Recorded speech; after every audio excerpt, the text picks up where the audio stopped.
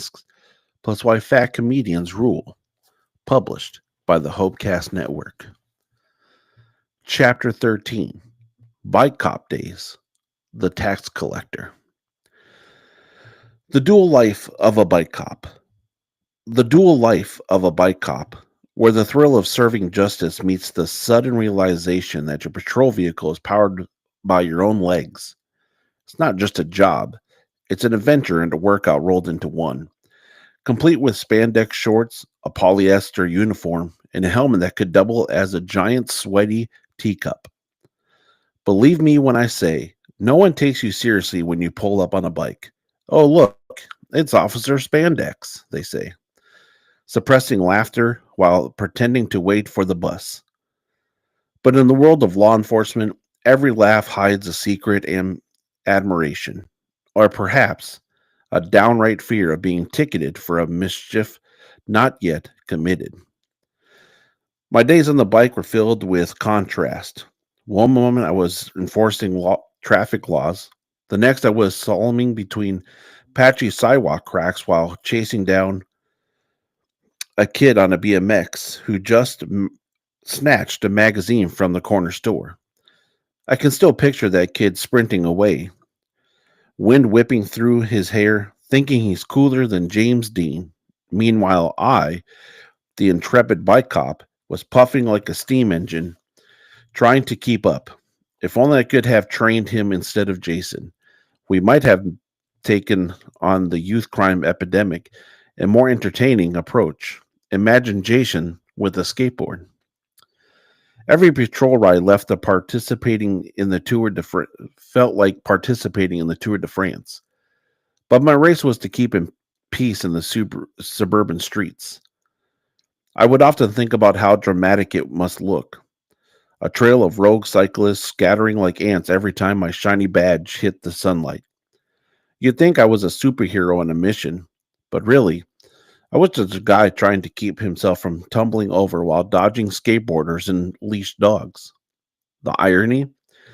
There's nothing less frightening than a bike cop. Yet the moment you yank out a notepad to write a ticket, you think I was wielding a medieval sword, ready to exact justice on any poor soul who dared to ride without a helmet. Trust me, the puffed up bravado of carrying a pen does wonders for the self-esteem. Even while the bike seat reminds you that comfort is foreign concept in this game. Then there were the lovely citizens I'd interact with. You quickly learn that there are two types of people in the neighborhood.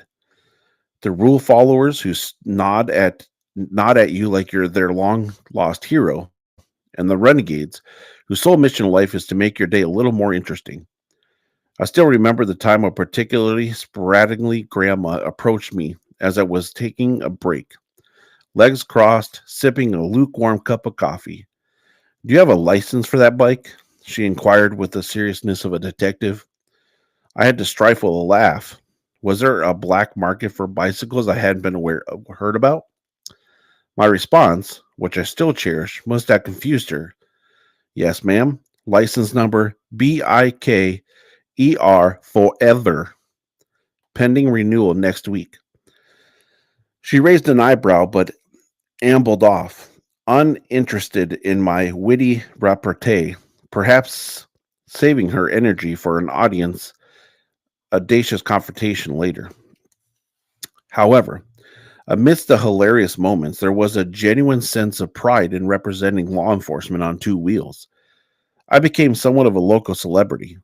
At every turn, people would shout, "Hey, Officer Spandex," as they prepared to dart away from the sidewalk or assume the innocent pose of someone who definitely wasn't speeding down the block without a helmet. Little did they know, this was my psychological plan to remind them that consequences were always just a pedal away. I had the power, except my power was often relinquished at the nearest fast food joint where I would catch my breath and come to terms with the horror of the food worker eyeing my suspiciously through the drive-through window.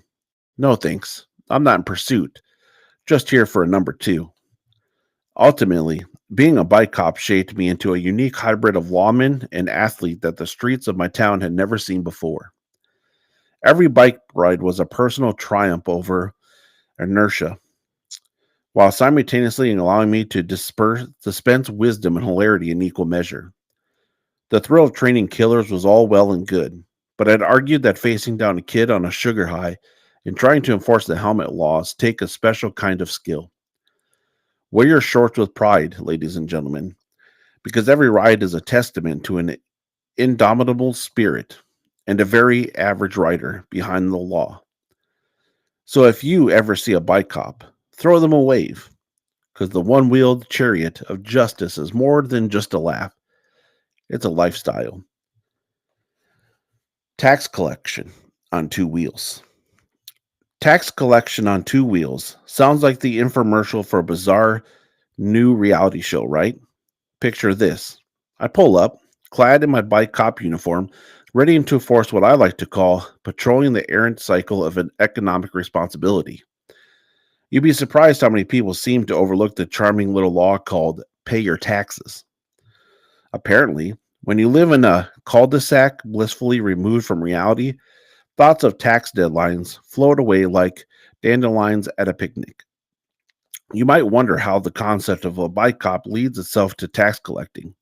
I mean, aren't we supposed to be educating the community about safety, not hunting down tax dodgers like a predator in the wild? There I was, supposed to face down knife wielding assassins, yet somehow I found myself standing over unexpected citizens with the same conviction as a small town preacher at a church potluck, trying to explain the virtues of complices, tax compliance. I would roll into neighborhoods silently, perhaps hoping for a stealth advantage akin to Batman cruising the streets of Gotham. But instead, I just elicited amused chuckles from the joggers and car owners alike as they watched the bike cop glide by. On a typical afternoon, I'd cycle up to the local coffee shop, heart racing like I'd just inhaled three short shots of espresso. But instead of giving out parking tickets to pedestrians luxuriating in their lattes, I was tasked with reminding small businesses about their tax obligations. This often involves standing outside like a human billboard, hoping someone would notice the imminent tax deadline and voluntarily offer me their financial records.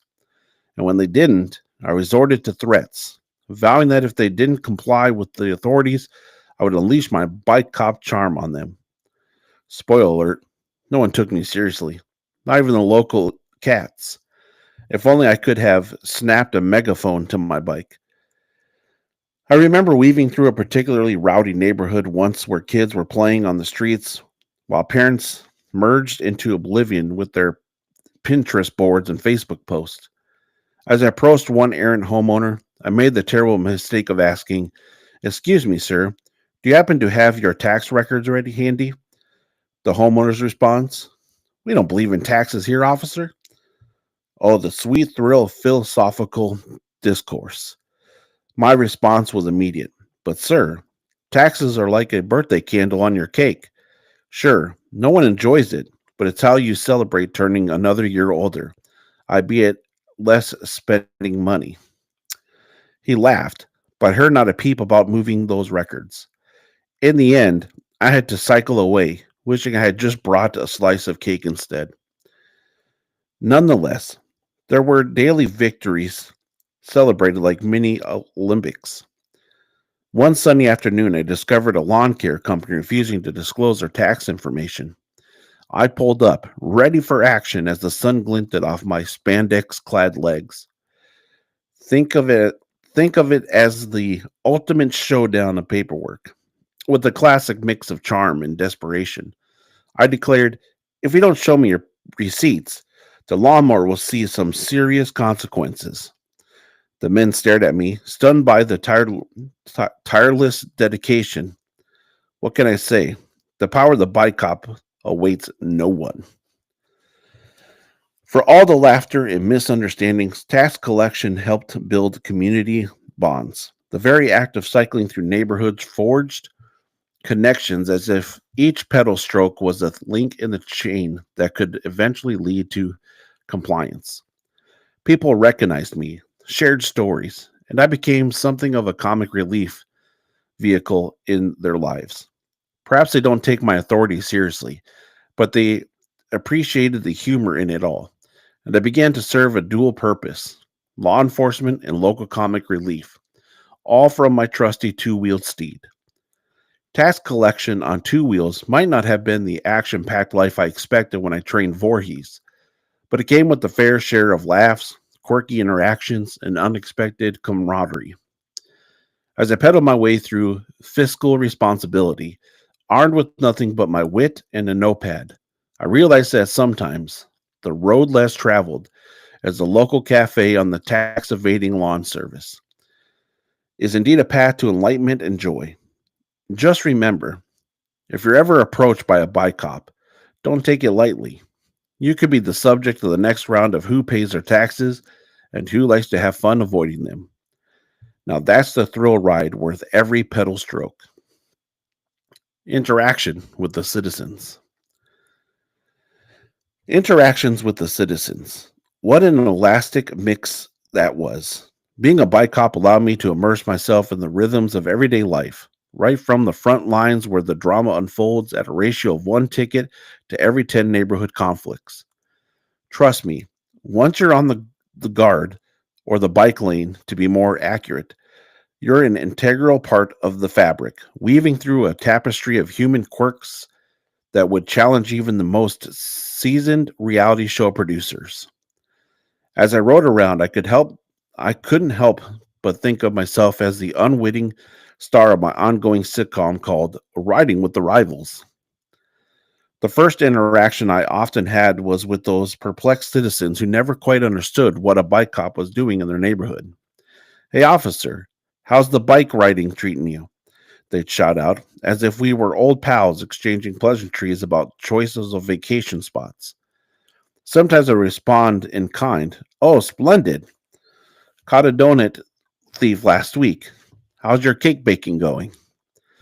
This would usually lead to a quizzical look followed by light laughter, leaving both parties puzzled about the humorous exchange that had just occurred. I quickly realized that humor was my greatest weapon. It cut straight through the tension like a knife through butter, even though sometimes I felt more like a butter knife cop. Then there was the regulars on my route, the ever present cast of characters that added flavor to my daily grind. Take Miss Murphy, for instance. Let's call her the overzealous neighborhood watch leader who believed that every inch of her cul-de-sac required surveillance worthy of a CIA operation. She would watch her front window with the intensity of an Olympic swimmer prepared to break records, always eyeing my approach as if I had accidentally pedaled through her vegetable garden rather than on the sidewalk. Once, as I rode by, she shouted, "You better be keeping an eye out on the baker's kid. Last week he was doing jumps off the swings. Rode right through a neighbor's yard. No respect." Miss Murphy delivered her warning like a breaking news report. My reply: "Ma'am, that's what I'm here for. Please don't let anyone know he's getting better, or I may lose my job."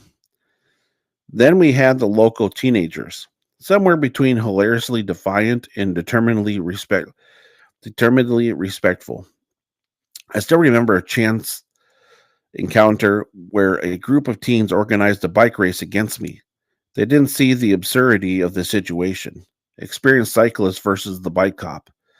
It was delightful to witness their eagerness, arms raised in enthralled defiance, as I prepared to give them my best Tour de France of pedal power.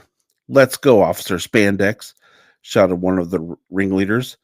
I bicycled away, pushing off as rapidly as I could while shouting back, "2 minutes after I leave, call the authorities if I don't return, okay?" As they cheered, I knew I had become part of the community narrative, an underdog ready to take on the youth revolution. Of course, there were those preferred confrontations over casual chit chat. One sunny afternoon, I was stopped in my tracks by a fellow cyclist, a burly man wearing a t-shirt proclaiming every day is a good day to ride. "You know," he huffed, with a tone of with a tone suggesting they had already rehearsed this moment, Bike cops are just a glorified version of mall cops. My entire being erupted internally. Was he questioning my spandex clad valor or my job description? I turned slowly, raised an eyebrow, and challenged, but do mall cops save lives while also burning calories? The man stuttered, clearly conflicted between appreciation and his bold statement before sheepishly cycling off, presumably to declare myself the reigning champion of the civilian world. The sheer variety of interactions solidified my belief that the bicycle was a conduit, a means of breaking down barriers and sparking conversations. An elderly gentleman once overheard my banter with a woman and grimaced at how casual my introduction had become. As I pedaled away, he shouted, "There's too much friendship in your law enforcement." That made me chuckle. It's hard to be intimidating when your primary mode of transportation has spokes and a bell. Ultimately, the interactions I had with citizens became my official training grounds, a means of learning the community quirks and what truly mattered to them. Each day resembled a live performance blending camaraderie, comedy, and a sprinkle of nuanced interactions. From helping lost pets find their owners and soothing heated neighborhood disputes over parking spaces, every moment reminded me that behind the badge, I was just another guy on a bike bringing laughter to an otherwise serious business. And if that means trading ticket zeros for giggle fueled ones, then I'd take the bike ride any day. The perils of riding a bike. The perils of riding a bike. What a wild two-wheeled roller coaster ride that turned out to be. When I signed up for the gig as a bike cop, I pictured myself gliding gracefully through the streets, a modern day knight roving the town on my trusty steed, looking dapper in spandex with a badge. What I didn't realize was how perilous the noble pursuit would be, akin to taking on the adversary armed with nothing but a plastic sword in a world of reality. Show hijinks. Let me just say, my episodes are filled with more humps and bruises than episodes of Survivor. First and foremost, let's address the crushing reality of potholes. In a car, you can hit a pothole and remain relatively unscathed. Perhaps a slight jolt, scowl, and maybe the car's alignment thrown off until you make an appointment with your friendly mechanic who always charges you an arm and a leg. But a bike? Hitting a pothole is a catastrophic event. The kind that sends you skyward in a superhero moment as you wave goodbye to your dignity. I'll never forget the time I mistook a mere identification for just that.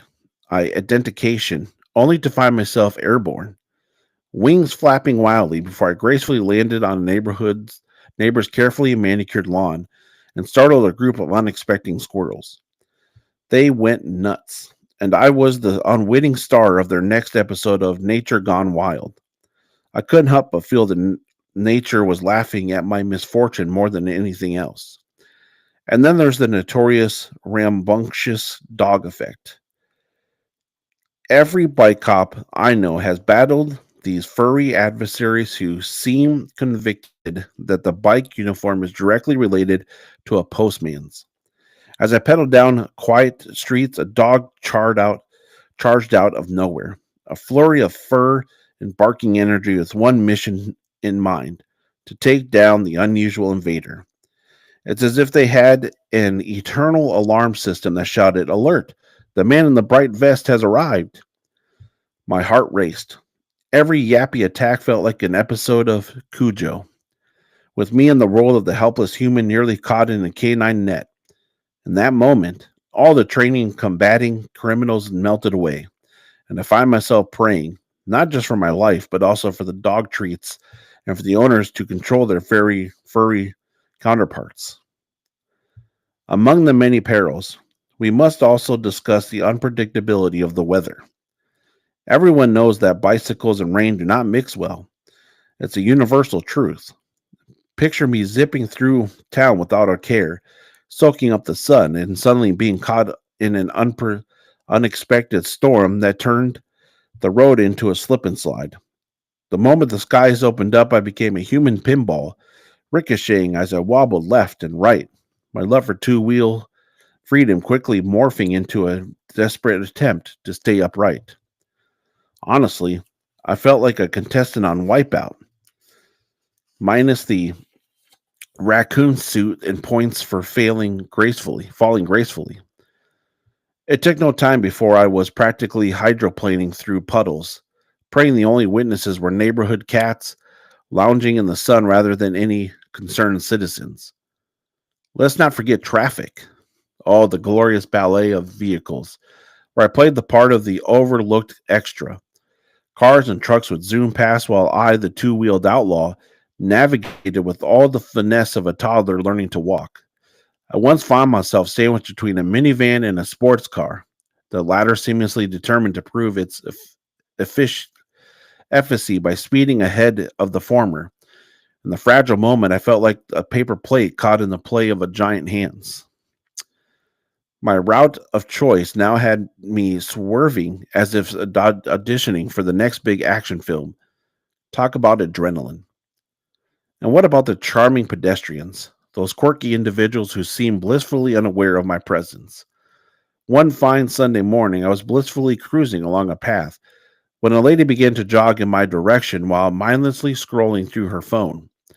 Suddenly, it became an impromptu game of chicken, but I feared I was the one who would end up taking a dive.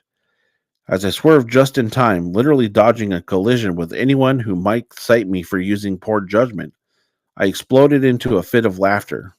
Note to self: distracted person on a path ranks high on the threat level, right above potholes, but below angry dog. In retrospect, the perils of riding a bike haven't just been mere comic relief. They become fundamental lessons about resilience and humility, one tumble at a time. So if you ever notice a bike cop rolling through your neighborhood, spare a thought for the brave souls battling not only petty crimes, but also the potholes, canine foes, and the captivating effects of nature. They may look absurdly heroic, but their stories is often much more perilous than it appears. Just remember, dear reader, the next time you see a bike cop, such encounters encompass much more than a peaceful jaunt. Trust me, it's a wild, wobbly adventure that deserves applause, laughter, and perhaps a few dog treats on the side. Lessons learned from the bike lane. Lessons learned from the bike lane. Oh boy, where do I even start? My adventures pedaling through the urban jungle have not only been amusing, but also filled with wisdom that would make even the wise old owl proud, or at least chuckle knowingly. From avoiding potholes to dodging dogs or negotiating everyday lives as a bike cop, there's a sweet blend of laughter and lessons learned on two wheels. As I reflect on these experiences, I can't help but feel I've become somewhat of a cycling sage, imparting nuggets of wisdom to anyone who will listen. First and foremost, one lesson I learned is about balance, both physically and metaphorically. It's easy to think that maintaining equilibrium on a bike is all about keeping your weight distribution and preventing that embarrassing tumble in front of a crowd. But oh, the deeper truths lay hidden beneath those bike tires. Just as I maneuver through everyday obstacles, life teaches us that balance extends way beyond the bike lane. It means finding harmony between work and play, laughter and seriousness, and the pursuit of justice with just the right amount of silliness. I remember one day while trying to catch up with a slow moving but determined squirrel on my route. I wobbled precariously and almost face planted into a garden gnome. In that split second, I learned that maintaining balance in life is just as precarious as mastering the art of riding a bicycle. Don't get too caught up, or you might end up embracing your neighborhood's lawn decorations. Then there's the sheer necessity of adaptability. This unpredictable nature of riding through unforeseen situations, be it an impromptu parade, a flash flood, or a spontaneously adorable puppy chasing after me, demands the ability to pivot on a dime. I like to think my daily bicycle escapades serve as breaking news segments narrated by the inner monologue. And here we see Officer MTD navigating two feisty squirrels having a territorial dispute in the middle of the bike lane. An unpredictable challenge indeed. In those moments, I learned that life is far more linear, and often the best laid plans are abandoned for whimsical detours filled with uncertainties. So, whether it's having the weave through a duck family crossing the road or rerouting when met with an unexpected slow jogger, they do exist. Being adaptive has proven to be my most valuable asset. Equally important is the realization that laughter really is the best medicine. My bike rides quickly evolve into an interactive comedy show. Each pedal stroke brought forth with the opportunity for humor and even the most mundane encounters. I find myself chuckling at catcalls from the neighborhood kids trying to outrun me, or at random remarks from folks belly laughing at my colorful ensemble. This report fostered an atmosphere of positivity in the communities I served, where laughter transcended walls and boundaries alike. I picked up on the vibrant synergy of navigating bike lanes. It's about connecting with the folks around me, creating a sense of community, a revealing in the moments that make life enjoyable. After all, if my day consists of spread eagle squirting water bottles with spray painted apologies, then I call it a whopping success. Moreover, a bike lane is also a great teacher of resilience. There were days when fatigue felt heavy on my shoulders, days when the relentless wind and me nearly causing cursing my love for all things two wheeled. But through all the bumps, slips, and yes, even a few minor spills, I learned the art of getting back up. Lately, I've taken the telling kids who giggle at my misfortunes, you know what? Falling is a sign of bravery. Only the daring dreamers get bruises. Who knew that getting back on the saddle could be a metaphor for everyday life?